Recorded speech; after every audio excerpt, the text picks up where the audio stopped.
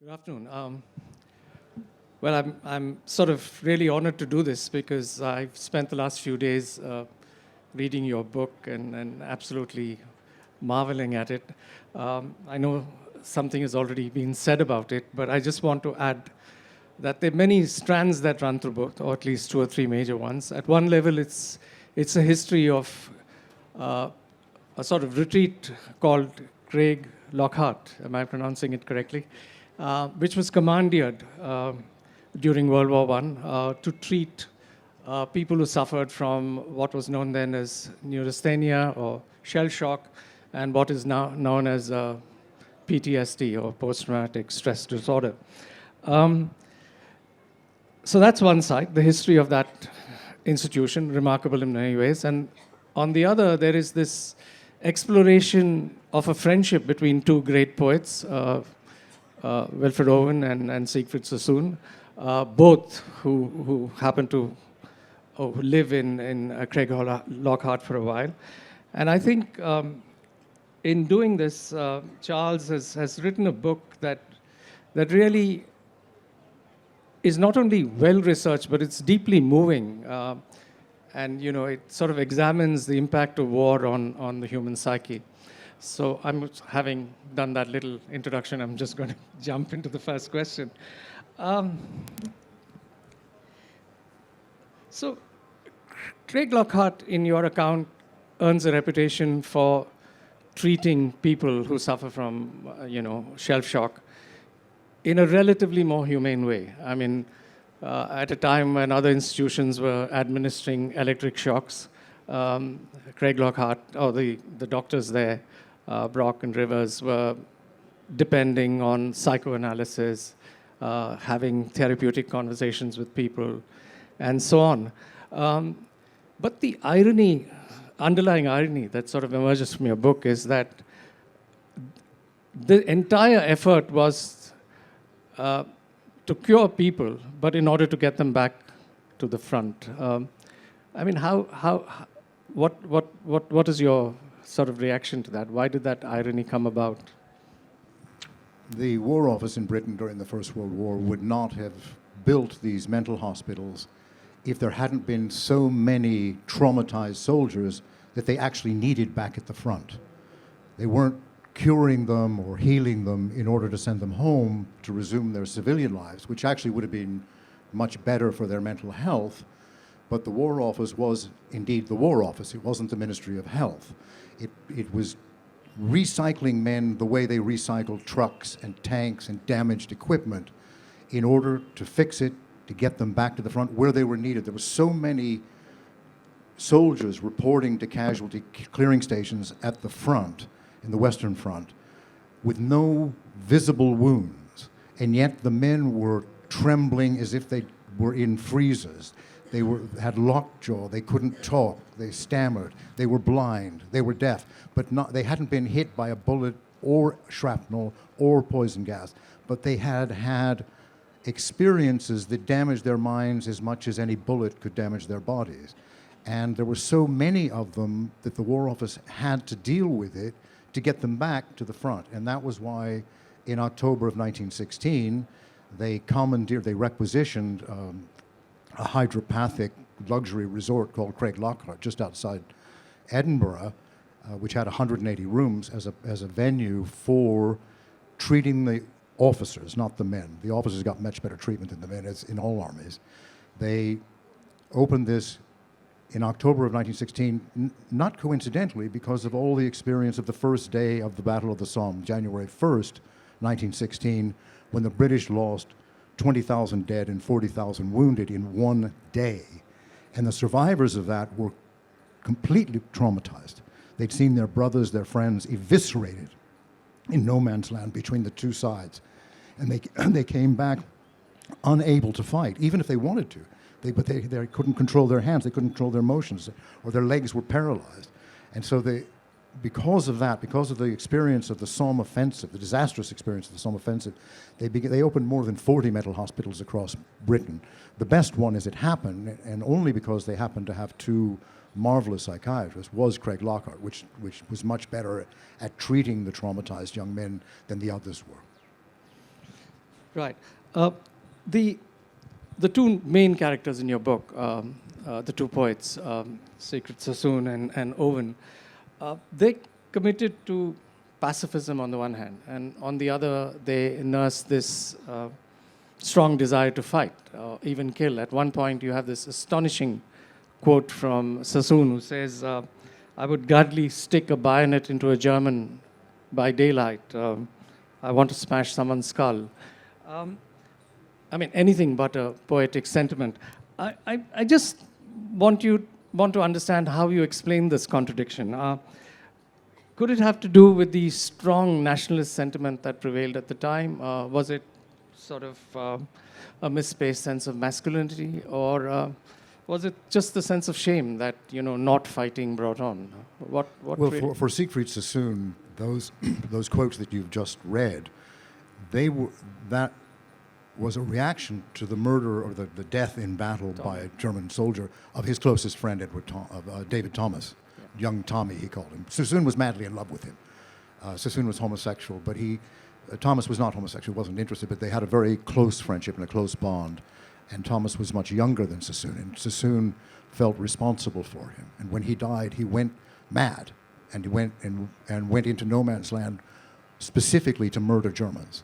And he never quite recovered from that experience. He ultimately won the Military Cross, not for killing anyone, but for saving a man's life in no man's land, risking his own life to go across into no man's land, down to the bottom of a shell crater, and bring back a wounded corporal. He came back to Britain. He was physically wounded. He was shot in the shoulder. He came back to Britain, and while he was recovering, he had time to reflect on the war, and that was when he discovered his pacifism, that actually he thought the war was wrong. He thought it was being fought for the wrong motives. He thought it was for imperial conquest. He didn't think it was for the defense of Britain. He wrote a protest letter, which was published in the newspapers and read in Parliament. And at that stage, and in the protest letter, he said he would not go back to the front. He would not fight for these wrong reasons as long as the government didn't attempt to negotiate a peace. And when the protest went public, he was sent to a medical board because the government did not want to court-martial him. The reason being, he was a published, well-known poet. His first cousin, Sir Philip Sassoon, was a member of Parliament and the aide-de-camp of the British commanders in France, and his family was very, very well connected, and he was very well known. If they had court-martialed him, they would have given him what he wanted, which was to put the war on trial. It would have been a very public trial. And the last thing the politicians wanted was to put that war on trial. So they declared him insane, a bit like in the Soviet Union when people became dissidents. Rather than imprison them and put them on trial for dissidents, they said if they're dissident, they must be crazy, so they sent them to mental hospitals. Sassoon went there sane, but to be treated as if he were an insane, traumatized soldier. And it was there that he began writing some of his most profound and moving anti-war poetry. And it was there that he met young Wilfred Owen, who actually worshipped Sassoon. Young Owen was an unpublished poet and never had the self-confidence to publish his poetry. But when he met Sassoon, a friendship emerged in which each man helped the other with his poetry and with his recovery. I couldn't help wondering whether Sassoon was something of an accidental poet. I mean, he's somebody, as you say, who grew up in the lap of luxury, sort of upper-class youth who loved the good things of life, cricket. I mean, he plays golf when he's at Craiglockhart. It's almost as if the shock of war turned him to poetry. And I know that it's hard to establish things counterfactually, but in your opinion, would he have been a poet or a great poet or good poet if it wasn't for the war? Sassoon was writing poetry from his childhood. Okay. And he was But publishing... would he have been a great poet if it wasn't for the war? I mean... Well, it's hard to know. Hard to know. It's hard to know, Okay. but certainly he was publishing and privately printing his poems for friends, and he always thought of himself as a poet. He was a great sportsman. He was a great hunter. His first book of memoirs was called Memoirs of a Fox-Hunting Man. He was very, very athletic, very committed to the outdoors, loved the country, but he was always a poet, always read poetry. He loved Keats and Shelley and Wordsworth, could declaim them from memory without any difficulties at all. No, he was a born poet without any question.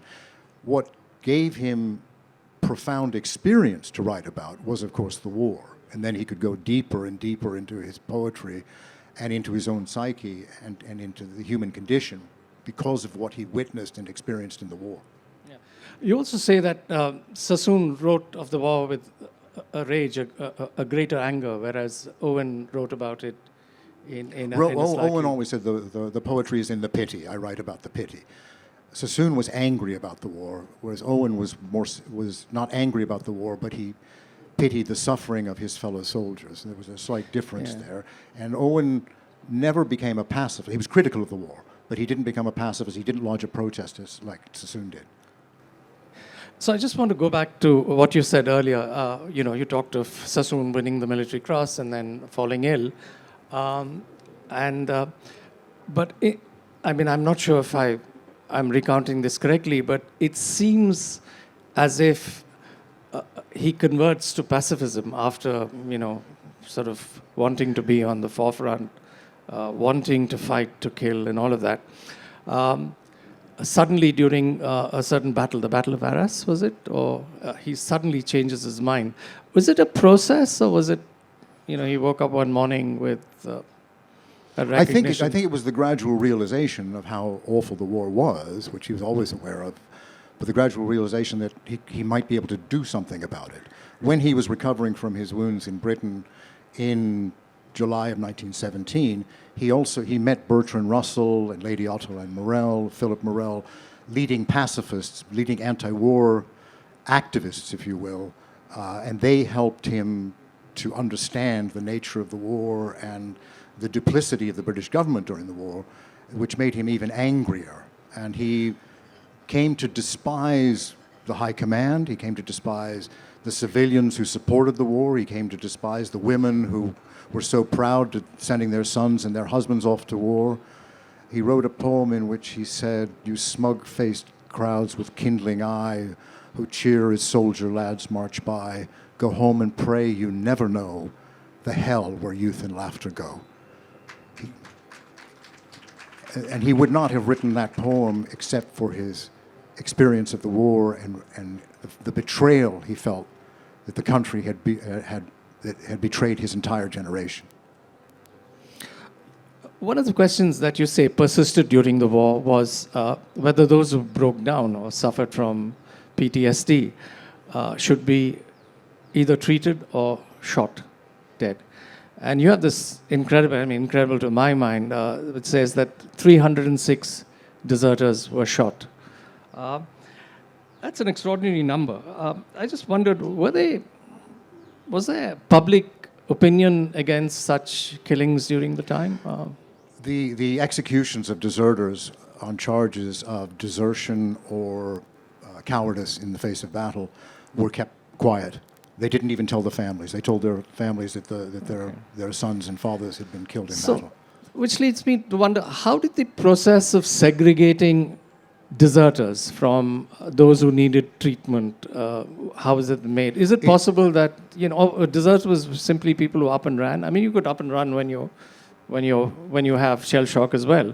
So was it possible that some people who were shell-shocked also got shot? Or it's very likely that many of those executed were suffering from shell shock and were unable to fight. It wasn't that they were unwilling; they were unable to fight, and it very much depended on the circumstances of your platoon commander, of your company commander, whether he was going to recommend you for medical treatment or for court-martial. And if you were court-martialed and you were unable to go back to the front, you would be either sentenced to long-term in prison or shot. And by the way, the British executed 300, whereas the French executed thousands. Thousands? Thousands. Oh, wow. Okay. What about the Germans? I don't know the German figures. The German. Yeah. So one of the things you say is that the technological advances during World War I, heavy artillery, machine guns, all of that, led to killing on a scale that never happened before. And so obviously there were more people who suffered from shell shock and all of that. But would it be true to say that most of the suffering happened to soldiers during World War I, but now we have a different dynamic. I mean, say in places like Ukraine or Gaza, where I imagine just because of the nature of the war and the use of aircraft, lots of civilians would suffer from that as well. I would say that World War I was the last soldiers' war. Most of the areas where, at least on the Western Front, completely different on the Eastern Front, but on the Western Front, the trenches were stretched all the way from the sea down to Switzerland, so about 700 miles of trenches and very little movement during the 4 years of activity on that front. People were under shelling daily, but most of the civilians had been evacuated out of those areas, and so it was really soldiers killing soldiers, with some of the French and Belgian peasants who were left behind, who also suffered. But in the greater numbers, it was the soldiers, and they were living underground, troglodyte existence, shelled every day, every night, living with rats, lice, water up to their knees, frostbite, constant terror of aerial bombardment, things that had never happened in warfare before. And their minds weren't prepared for it, and actually I don't think even today my mind would be prepared for it. They suffered terrible physical wounds. I mean, people lost eyes, legs, parts of their body. Their faces were destroyed, so they would never look human again. Every kind of horror that could happen to mankind happened during that war. Subsequent wars, World War II, it was a soldiers' war, but far more civilians were killed because they went through populated areas, because of aerial bombardment of Britain, of Germany, of France. Many, many more civilians and 20 million Soviet civilians were killed. Vietnam, the United States killed about 2 million Vietnamese people and Cambodians and Laotians. The civilians, since post-World War I, civilians have been the main victims and not the soldiers. The soldiers, you could say, have been the perpetrators. Yeah, so you kind of half answered my next question, which was, but I'm going to rephrase it. Why is it that World War I was a soldiers' war and say World War II, where you had places like Dresden flattened to the ground, you had Hiroshima and Nagasaki, you had the bombings in Berlin and London. What happened? Was it just better technology that allowed planes to go in and bomb havoc, or had rulers become, had just war become a even more immoral activity between World War I and II? What? There are many ways of approaching that distinction. World War I was, on the Western Front, was basically a static war, and civilians were not in those areas. So it was irrelevant what was happening outside. The Second World War was a war of movement, particularly after 1943 in North Africa, then 1944 in France and Italy. Vietnam was a war of mass destruction across the whole country, north and south. The war in Gaza is a massacre of civilians by an army. Ukraine, an invasion, a massacre of Ukrainians by an army. When people are moving through civilian areas, they bomb them. When they want to occupy a town, they bomb it. They shell it, they kill the people in it, and then they occupy it, and then they try to hold it. In World War I, that wasn't the case until the very end, when the Western powers, United States, France, Britain, finally broke through and never got into Germany, but broke through and took back the parts of France and Belgium that the Germans had taken. Then the German army collapsed through mutinies and starvation. But it wasn't, again, the civilians in Germany suffered after the war. They suffered from the hardships of inflation and hunger. And war always also does lead to that as well. So, I mean, World War I was a very different sort of war because it was static. Right. So was that the only reason, just that the difference in sort of strategic intent, if you were? Or have we just become used to, killing more and more civilians? Well, no, I mean, look, Britain and France had a history of colonial wars where they had no qualms about destroying towns and villages of the places that they wanted to occupy. There was a long martial history of destruction of civilian lives. No, it wasn't something new. It was just the circumstances of the Western Front didn't require them to kill a lot of civilians. When they needed to kill a lot of civilians, immediately after the war, they went and bombed the Kurds in northern Iraq. They killed 10,000 people in Iraq within 2 years of the end of the war. I mean, killing civilians is never a problem for any army, and never will be, which is one of the reasons Sassoon and all of us should condemn war, because of what it does to people, any war. Right. So I just want to ask you, the sort of Booker Prize-winning author Pat Barker also wrote Regeneration, which was uses people and their lives to create this sort of historical fiction, but it's very grounded in history.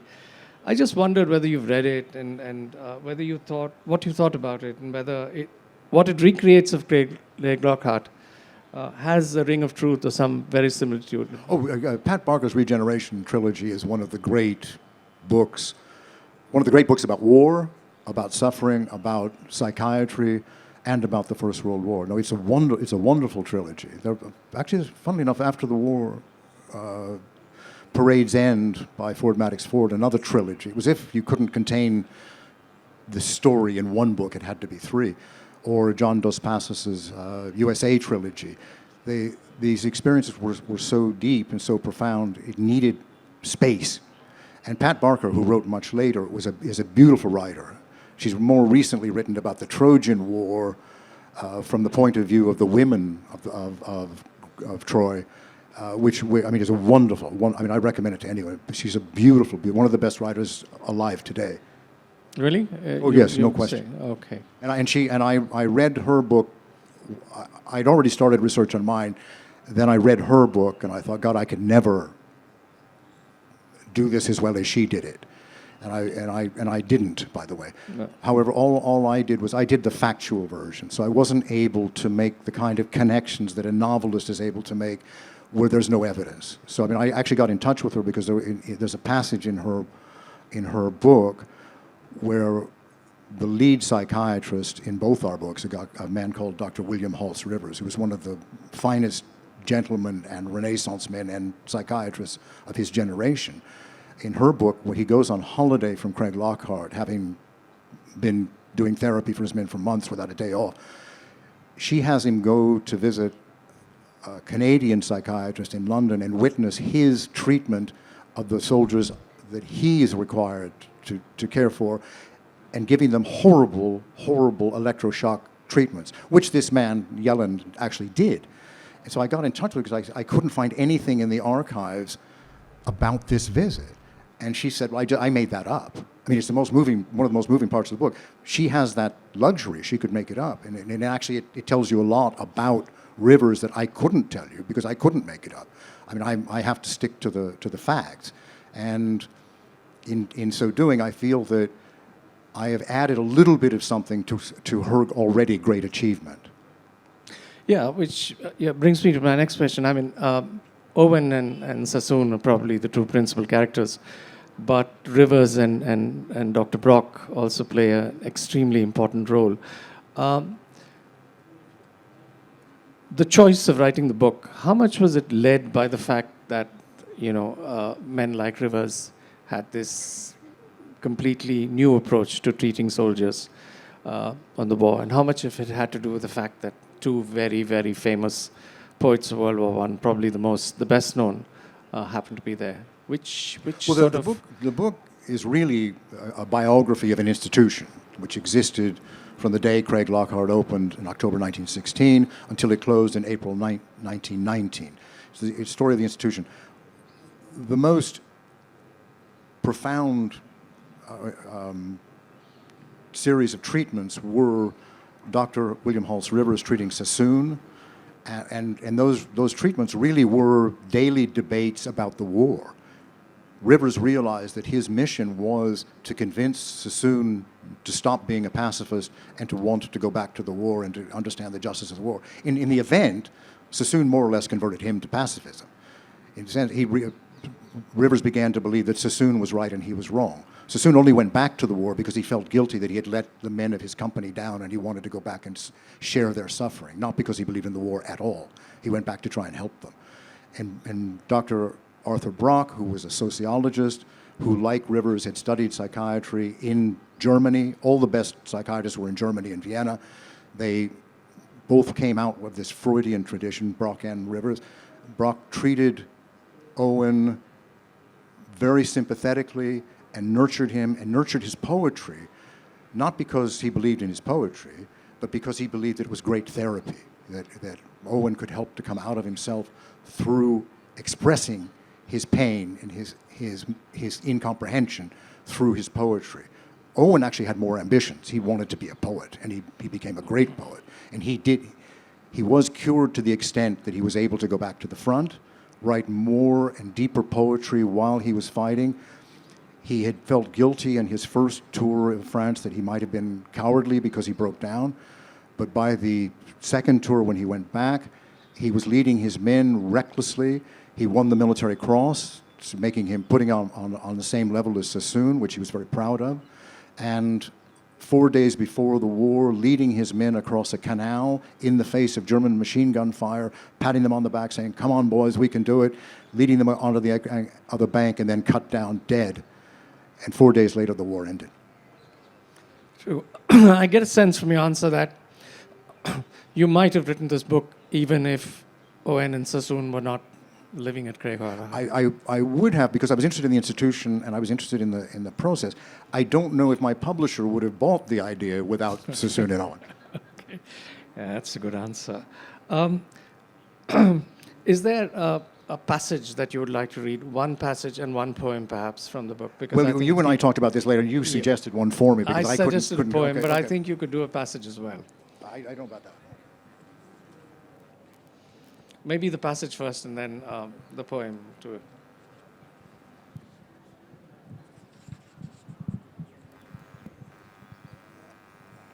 All right. Siegfried, Sassoon, and Wilfred Owen used to meet in Sassoon's rooms in Craiglockhart, more or less every day, particularly when Rivers was away on his holiday. And Rivers, by the way, didn't go and see Dr. Yelland. He went to see his sisters in Kent. So Owen has, by this stage, worked up the courage to show Sassoon his poems. And Sassoon thought the poem that he showed him demonstrated, quote, that my little friend was much more than the minor poet I had hitherto adjudged him to be. I now realize that his verse, with its sumptuous and large-scale imagery, its noble naturalness and depth of feeling, had the impressive affinities with Keats, whom he took as his supreme exemplar. The new sonnet was a revelation. Sassoon soon suggested what he called one or two minor alterations, but Owen accorded him more credit than that. Owen wrote, Sassoon supplied the title Anthem, just what I meant it to be, he wrote to his sister. The sonnet became Anthem for Doomed Youth, a landmark elegy for a betrayed generation. And the poem begins, what passing bells for those who die as cattle, only the monstrous anger of the guns, only the stuttering rifle's rapid rattle can patter their hasty orisons. No mockeries for them from prayers or bells, nor any voice of mourning save the choirs, the shrill, demented choirs of wailing shells, and bugles calling for them from sad shires.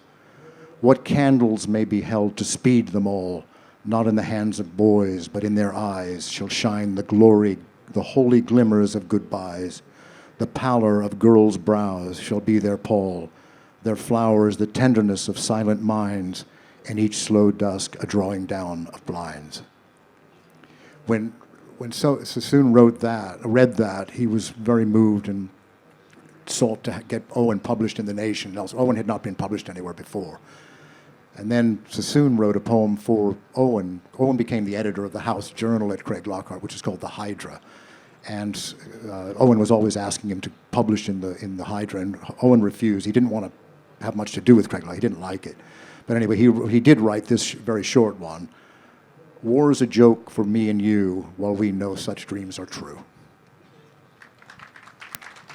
My question is that, America has been embroiled in one war after another for so many decades. Where do you see literature such as this or any other dimension of it, like Slaughterhouse-Five or yours, or poetry as such, in schools of America, building consciousness around, war and the toll of it, building, responsibility?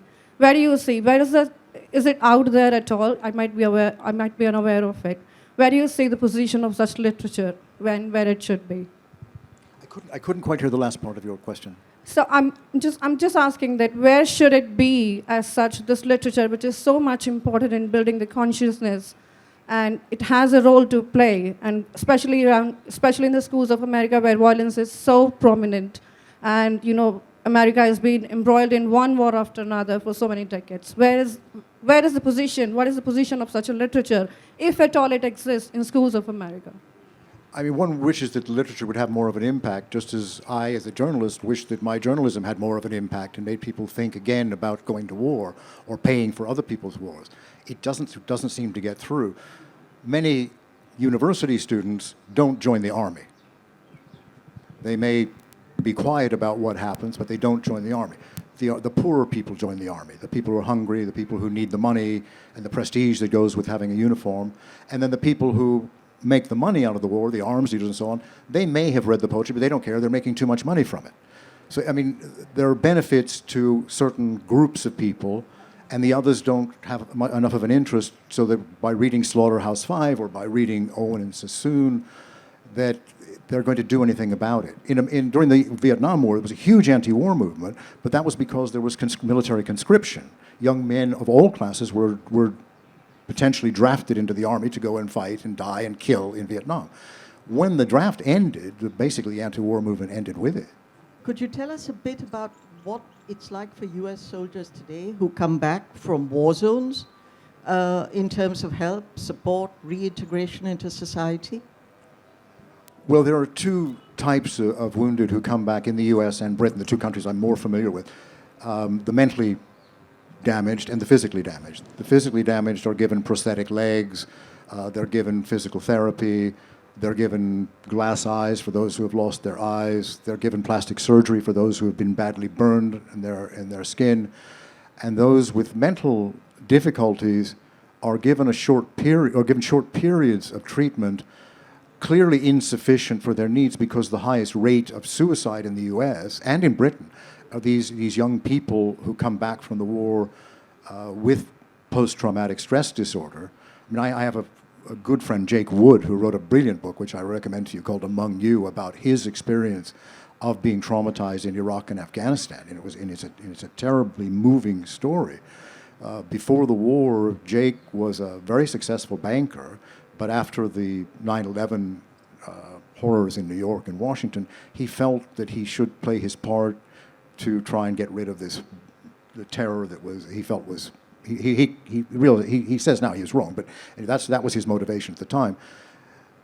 Jake, to this day, still stammers when he talks, and his hands are a bit more like this than they are steady as they were before the wars. He's had treatment, but it's never been good enough. I'll tell you, in April of 1919, Craiglockhart closed. Now, why did it close? It closed because the war was over. They didn't need these men anymore. They were demobilizing soldiers. They let them go, so they sent them off to county lunatic asylums or sent them home. I mean, I interviewed families who remembered their grandfathers long after the war hearing a car explosion and diving under the bed in terror. Some things are not curable. I mean, like certain forms of cancer are not curable. Certain mental illnesses, we don't yet have the ability to heal. They should be more put into it so that people can be healed, but it's not always working. Good afternoon, and thank you so much for a very informative session.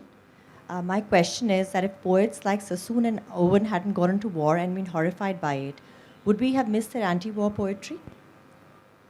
I'm sure we would have missed their anti-war poetry. I mean, a lot of the soldiers who went at the very beginning of the war, like Rupert Brooke, who was a well-known, much-loved poet, joined the war. He wrote some very jingoistic poetry, as did, I'll go on to more than a minute, jingoistic poetry, but he died before he ever saw battle. So we don't know what the transformation in him would have been.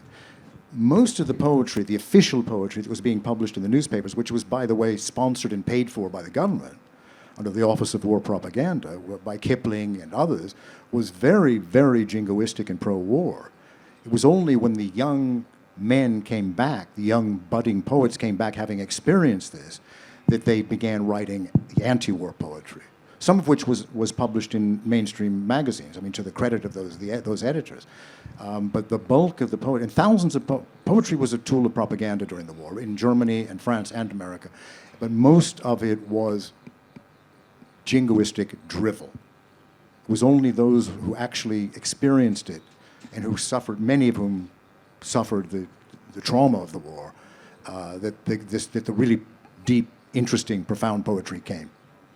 The options that you laid out for these shell-shocked soldiers or the deserters, can we think of the psychiatric help that was offered at the time as almost carceral or almost, another form? I mean, it's either that or get shot.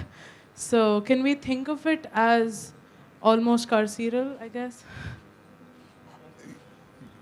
Almost cultural, did you say? Carceral, like incarceration or like the way we think of prisons right now as rehabilitation, can we think of the psychiatric system at the time as similar? Well, first of all, the soldiers themselves were not given the choice between hospitals and prisons. The military decided that. They decided whether to court-martial you or send you for treatment. So it was irrelevant what the soldier himself wanted. And in the military prisons, there was no such thing as rehabilitation. It was pure punishment. And in some of the psychiatric institutions, there was a lot of punishment. But at Craiglockhart, there wasn't. And there was a lot of criticism by the War Office, by senior commanders of Craiglockhart, because they felt that Craiglockhart as an institution was much too easy on the men. And they changed commanders 3 times to try and enforce more military discipline. And the commanders said, this is not a military base, this is a hospital. This lady at the back there, yeah. Sorry, we'll come back to you. Yeah, hi. I have a 16-year-old here who's recently started studying Owen. So if you could give us some more insight into his life and poetry. I'll give you very little. I want you to read the book. If you've already studied Owen, you know that he came from a lower middle class family. His father was a railway inspector. His mother was an evangelical Christian with social pretensions. His mother babied him. He was the favorite son of 5 children. They were very, very close, probably too close, certainly too close in the opinion of his brothers. And he had a polymathic interest in everything to do with life. He was interested in biology. He was interested in astrology. He was interested in geology. He started a group with his cousins to explore nature. And he always wrote little poems about it and did drawings about these experiences and these explorations. And when the war began, he didn't quite know what to do. He went to France to teach English at Berlitz in Bordeaux. And he waited 2 years before he actually joined the army. He didn't like the idea of the war, but he wasn't against the war. He was a confused young man and was never very sure of himself. He was the opposite of Sassoon. Sassoon was always very self-confident. He wasn't sure of himself, wasn't sure of his poetry, wasn't sure of his sexuality. A lot of diffidence, mainly because of his mother's pretense that they were from a much higher social class than they were. He never felt comfortable around officers, although he became an officer. And I think he worked it all out at Craiglockhart through his therapy with Brock, talking about his life, understanding his motivations, and understanding why he needed to write poetry. Right, I think we're running out of time. We have just one quick question and perhaps a quick answer. The lady over here in front. Yes. So you talked about how these people who hadn't experienced the war still wrote about it and how that essentially became propaganda or misinformation. Right now, we're living in this age of globalization where in fiction specifically, people know more about other issues. They're able to assume other perspectives and write about them. Where do you think that line lies, even after having done enough research of, this is something I have not experienced, so I simply cannot write about? Or does that line just not exist if you've researched enough? I don't really understand your question, but I'm assuming that you think that the world has changed so much from 1914 it could never happen again. Well, it's happening every day. people have access to literature, they have access to information, they choose the information they want to read that reinforces their prejudices already, and if you're pro-war and believe that certain people in the world should be annihilated, very little is going to change your mind. And it was at that time they were talking about a war of annihilation against Germany. Today it's a war of annihilation against Palestinians. So people don't seem to improve, in my view. On that note, can we give Charles Glass a round of applause? Thank you. I think he'll be signing books at the back, at the tent there, so please get yourselves a copy. It's a fabulous book, and I'm sure you'll enjoy reading it very much.